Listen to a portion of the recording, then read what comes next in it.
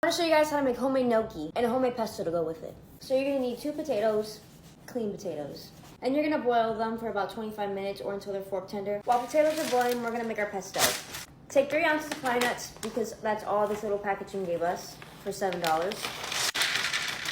Better be the best pine nuts ever.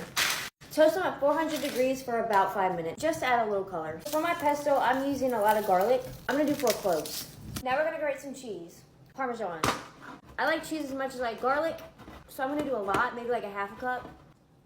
Okay, Parmesan's done. I'm gonna do this much. Nuts are roasted. I've roasted 3 different types of nuts this week. Hazelnut, peanuts, and pine nuts.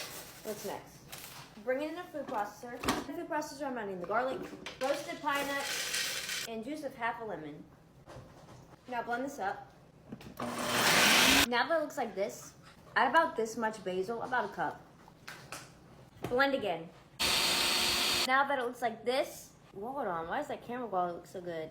About a 1/4 cup of extra virgin olive oil. I just paused this. So once it looks like this, add as much cheese as you want. And pause again.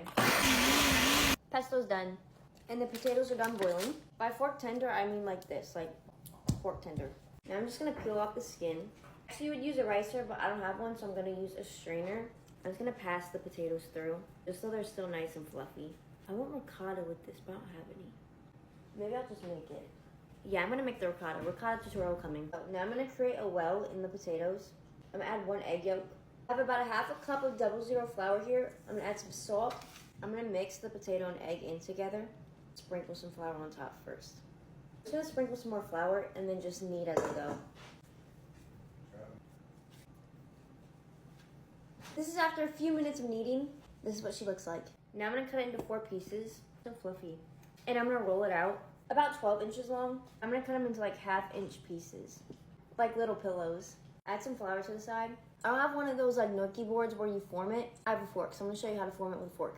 So I dip my fork in my flour. I put the dough at the top of the fork and I just press slightly with my thumb and let it roll off. And I made a gnocchi. Put them on a sheet tray with some flour. All done, moving to the stove.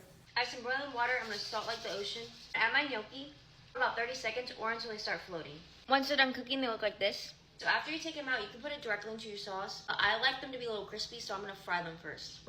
You're gonna add your gnocchi. Just let it sit and crisp up and move the pan as you go. Hey! This is what I go for. So ricotta is actually really easy to make. And it's one of my favorite things I learned in culinary school. Putting it on the stove. You're gonna leave it on the stove till it's 200 degrees or steaming. Also, it has to be whole milk. It's not gonna work with any other milk. Once it hits 200 degrees, remove it from the heat. Add a 1/3 cup of lemon juice or vinegar. Slightly mix it. And it'll start looking like this.